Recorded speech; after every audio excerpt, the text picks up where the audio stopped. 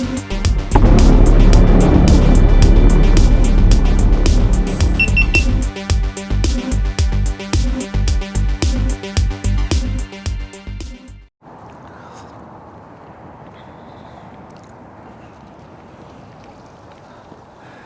everybody, welcome back. It's Joey again. You're watching Vegas D-Tech, and we are in the winter solstice here, guys. Yes, indeed.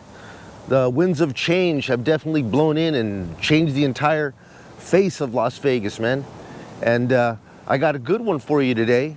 We're going to be talking about the decline. I have been seeing signs of the decline happening at Lake Mead with the water coming out.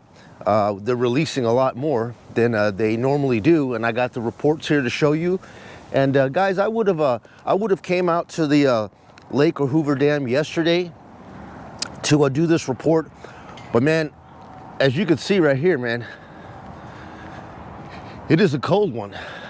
It is a cold one, and I'm having to change my gear up. But anyways, yesterday was windy, and like right now it's like 48, but yesterday with the wind blowing around and everything like that, it was probably down to around I would say 40, 42.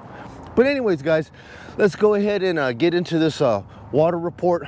I went ahead and decided to come back to Gratitude Park, which is right next to my house over here, and we're gonna get into it. So today is gonna be like the neighborhood walk, talk, and coffee. I hope you guys don't mind. Just have to get this coffee going right now, because without it, I'm absolutely no good. But let's get into this water report, shall we? So from the data that I have been able to pull off the internet, I have been pulling down the charts that shows that the last couple of years, the trend has been that in the month of November, we have been letting water out starting in November, and we've seen between a 3 to 5 feet water decline in that month time. And this should be no different this year. So here we are, we're what, 35 days into the new water year, and it looks like I'm seeing a trend where the water's starting to come out, okay? So here's a little flow chart. Let's take a look at the flows in and out. So for the past couple of days here, I have seen 77.83 in, 86.72 in, 88.23, and 93.93 in. And then if we take a look at the outs, I've seen a time there where 80.60 out, 73.50, 7600, and 80.50 out. That's just showing me now that 85%, now we're releasing 85% of what's coming in, we're releasing that out.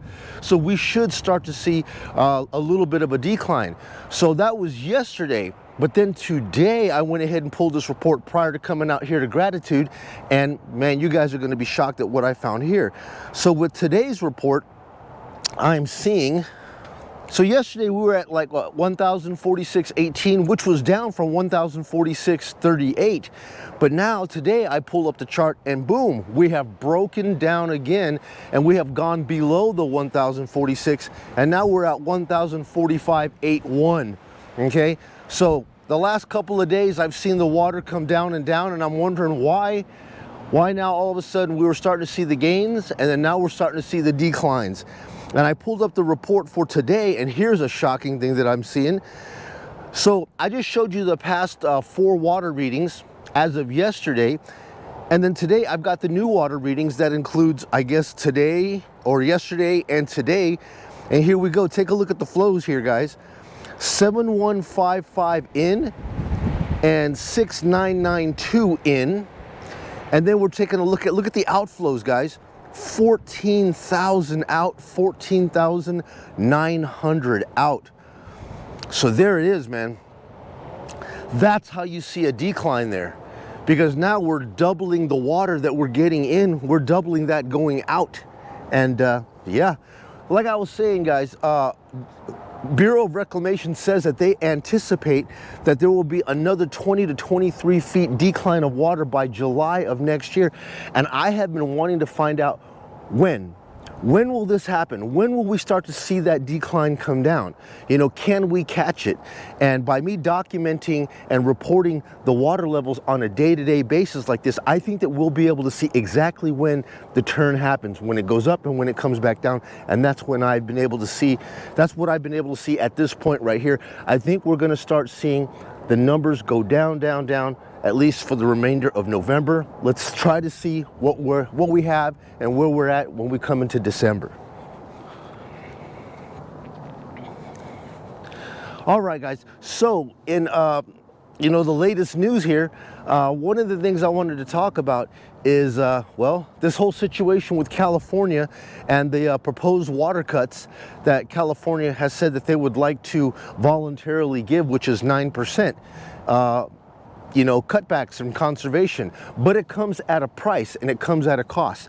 California is basically saying that they're willing to voluntarily provide 9% conservation if the federal government continues to pay the farmers for not planting food, one.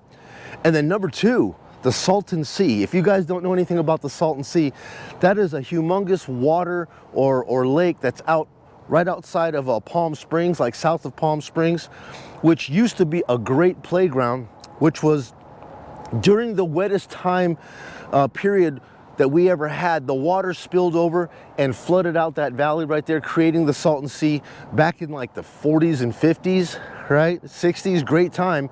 But then what ended up happening is that all of the flow water that was being dispelled by the farmers with all the fertilizers and so forth, that overflow water or brackish water would flow into the Salton Sea, and it started making it toxic. Okay, it started making it really, you know, the salinity of it started going up, killing the fish, and people just started to slowly not like seeing that. The smell of the lake was starting to get really bad, and it was starting to kill Salton Sea. And eventually, everything left, all the tourism left, and if you ever go out there right now, dude, it is not a pleasant place to be. Well, anyways, California basically is saying that they will volunteer to be a part of the water conservation, so as long as A, the federal government pays farmers not to grow, and B, to provide money to help clean up Salton Sea. Because what's happening is that as the farmers continue to not plant, they're not going to be releasing any water into Salton Sea anymore because they're not planting, and the system is drying up. The lake is drying up right now, and what's happening is that all of that salt and toxic particles that were in the fertilizer is now embedded into the sand and the dirt, and as more of that lake dries up, more of that sand is becoming exposed, and the people that live around the community are complaining that they're getting respiratory illnesses because they're not able to breathe.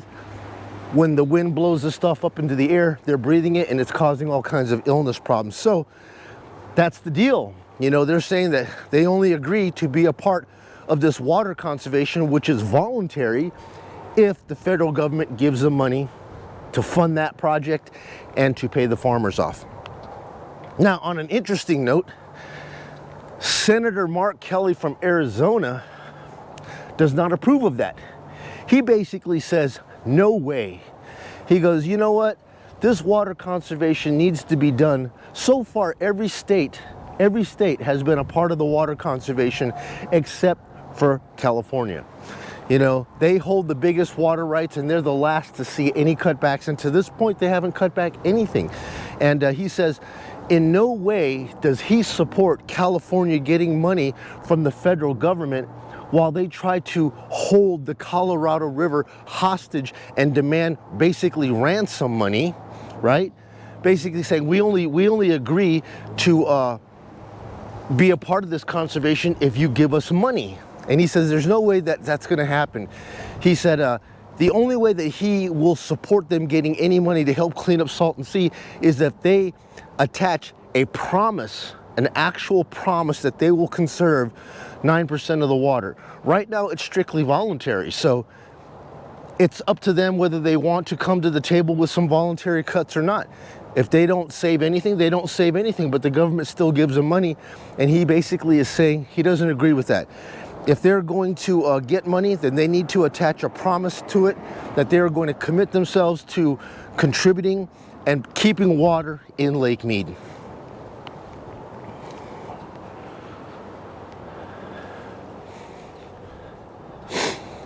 And on another topic that I have here today, we're talking about Flaming Gorge. If you guys don't know anything about Flaming Gorge is a water tributary system of lakes that are up in the northern part of Utah, right on the border of, say, Idaho, okay? Now, they also get water from the Rockies. The Rockies flows water down towards their system down there, and they have a lot of water, and there's a dam that's actually in Flaming Gorge. Now, all this attention right now has been with Lake Mead, and mainly because Lake Mead provides water to California, you know, and it's the stop before it gets down to California and Arizona. But before the water gets to Lake Mead, it has to run through Powell. And Powell is a critical fulcrum that a lot of people don't really pay attention to, but Powell releases Colorado River water to Lake Mead. So people need to pay attention to the situation that's happening with Powell. Now, 2 times, last summer and this summer, the federal government has demanded that there be water releases from Flaming Gorge to provide water to Powell. Now, if you guys don't know anything about dams, and I'm all new to this myself, a dam is not necessarily just a way to store water for the community to pull water from. It is a reservoir that is made to store water, but also water needs to flow through the dam, especially if there's hydroelectric power turbines that are in there. A certain amount of flow has to come through the dam, and Powell has been getting lower and lower and lower, and it needs water. And the Colorado is just not providing enough water directly from the Rockies to keep Powell flowing. So what has happened? Bureau of Reclamations went ahead and said they need to go ahead and release, I believe the first release last summer was for 128,000 acre feet, was the first emergency release that Flaming Gorge gave to Powell, okay? And then again, sadly, since we were having more problems with the Colorado this year, they also demanded an additional 500,000 acre feet release from Flaming Gorge this year. And the water authorities at Flaming Gorge says this can't continue to happen, and that we're only going to be able to provide maybe 2 more of these emergency releases from Flaming Gorge. And that's it, man. We can't sustain keeping up with you know, sending emergency water to Powell. This water situation has to get better on the Colorado River. And yeah, man, so you know, this whole situation with musical chairs, which is basically what we've been seeing, water getting transferred from here to there, there to there. It's like having 3 bank accounts, and when one gets low, you just kind of transfer money around just to try to keep the accounts open. And yeah, Flaming Gorge is basically saying we got 2 more that we can give, and then this situation is going to have to change. Yeah, guys, so I've been getting a lot of subscribers asking me, Joey, man, we haven't been seeing a whole lot of reports going on, man. Are you leaving? Are you disappearing? And no, I'm not disappearing. It's just, you know, the way the situation out here with Lake Mead happens is that these reports are happening at the speed of water, which is very slow right now. Now, when I started this reporting on this channel in, June of last year, man, it was just like hot topic, man. Lake Mead low, bodies being found everywhere. You know, the system is drying up. Boats are coming out of the coves everywhere, and it just seemed like everybody's eyes was on Lake Mead and what was going on out here. And since then, it's just old news. You know what I mean? It's old news. Everybody knows about the situation at Lake Mead. Everybody's seen all the boats. Everybody's seen all the bodies. Everybody's seen all the news, and it's just like, so many other channels are covering this, and to the point that it's just burnout. It's just like the same material is being said on a daily basis over and over and over again, which is like, you know, like a lot of these channels that I see, they're almost like automated. You know, it's like an automated thing that keeps coming on daily at a certain time, but it's a reiteration of the same news that you guys already know. And I don't want to give you guys that, you know, and I've been trying to find ways to keep my channel pertinent and relevant, you know what I mean? So I don't want to just sit here and just give you just a bunch of boring news. No, guys, I love talking to you. I love coming out. I love going to the lake. I love going to the dam. I love bringing you through my neighborhood here, you know, and I love bringing you to this is like my private park, man. Yes, I own this park. Gratitude Park is my park because it's not even called that. I called it that because nobody's out here. Look how beautiful this place is, man. You know, got cherry blossom trees and stuff. This stuff lights up all night long. All these little teeny lipstick things light up and it glows. You and your girl, your wife, your husband, your kids can come out here for a nightly walk. Got a nice view of the mountain range back here. You know, it's beautiful. Nobody ever comes out here, man. You know what I mean? That's how it is in Vegas, especially in the summertime.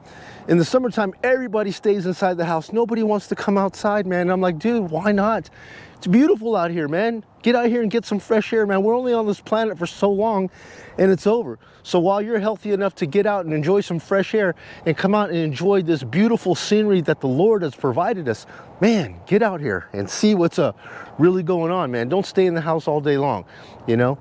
I want to give you guys relevant information, so I'm trying to restructure the channel to where you guys already know that if there's anything hot, if there's anything, any topic that pops up at the lake, you know, that's critical or important, you know I'm going to be Johnny on the spot out there. I'm going to go out there, I'm going to film it, I'm going to get it to you guys, I'm going to upload the video, and I'm going to be there for you. But when there's really nothing going on, man, you know, I hate to reiterate the same things, but I will continue to come out and give you guys, you know, neighborhood walk and talks. I will give you the daily situation report with water levels. I will give you the situation report with the inflows and outflows. And I hope this is able to tie us down as we do these neighborhood walk and talks and keep the channel relevant. Sounds good? Well, anyways, guys, that's all I have for you folks today.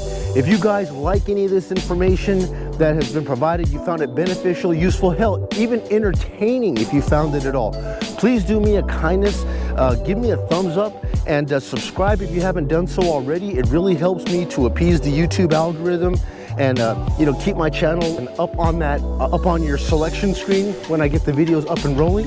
And folks, I really appreciate it. You guys are not just subscribers. So many of you are my friends. We talk all the time. I read your guys' comments. I know that I can't get to every single one all the time, but literally, I sit down on my computer and I do spend an hour to 2 hours reading every comment that I get there and trying my best to answer all of you. So guys, thank you so much. I love every one of you for tuning in and helping me grow from around the world, all over America. Thank you again, guys.